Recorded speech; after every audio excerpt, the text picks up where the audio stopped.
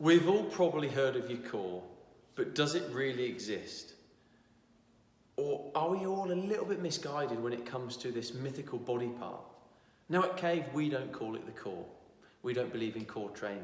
And I'm going to share why the core is a very limiting way to view training your torso and spine.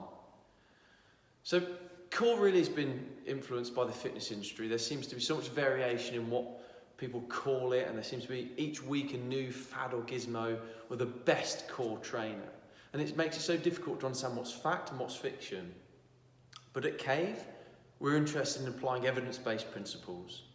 We're led by the science.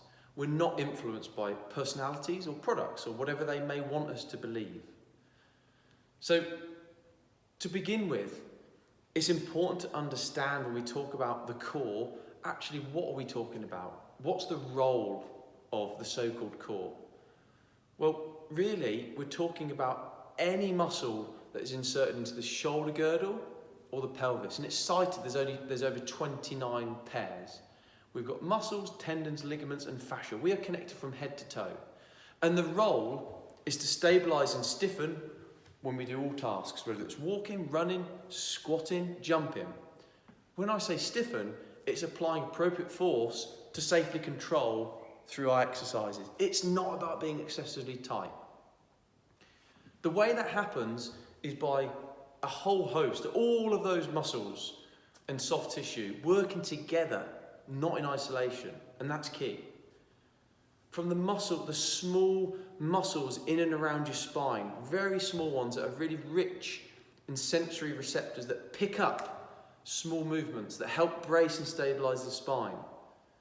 From the more superficial ones that we see, the obliques, the abdominals, the erector spine on the back. Okay, these are the muscles which might be considered the core, but we really have to think about everything as one unit. So you perhaps see already why the ab-only approach is fundamentally flawed. One exercise to highlight this is the crunch. Now, in over 9.5 years, I've never coached the crunch at all. And the reason is because it doesn't seem to fit the purpose of what the spine is designed to do. So to do a crunch, yes, we get lots of burning and it hurts going through lots of reps doing the crunch. But do we really want to be conditioning ourselves into this forward posture that we've probably been sat in all day at work? Probably not. When we're doing crunches, what we're doing, we're destabilising. We're not increasing stiffness to the spine, we're destabilising. So again, how does that transfer to a better, more upright walk or an upright run? Squatting, twist and turn, everyday activities. It doesn't, and the research suggests it doesn't. We can find better ways to train the torso to create that stiffness.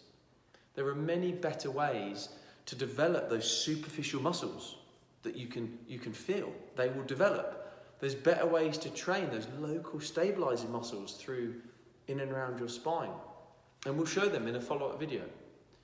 And lastly, one of the biggest myths is that you see these videos and pictures of very athletic people saying, do this exercise and you'll look like this, and suggesting that there's an exercise that creates a six-pack. Well, yes, exercise can help develop, strengthen muscles, make them stronger, bigger, but it's not really telling the whole story, because if there's too much insulation in the way, i.e. body fat, it doesn't matter what exercise, that is not going to change the appearance. So really, it's just understanding how our spine has been designed to work. We work as one unit.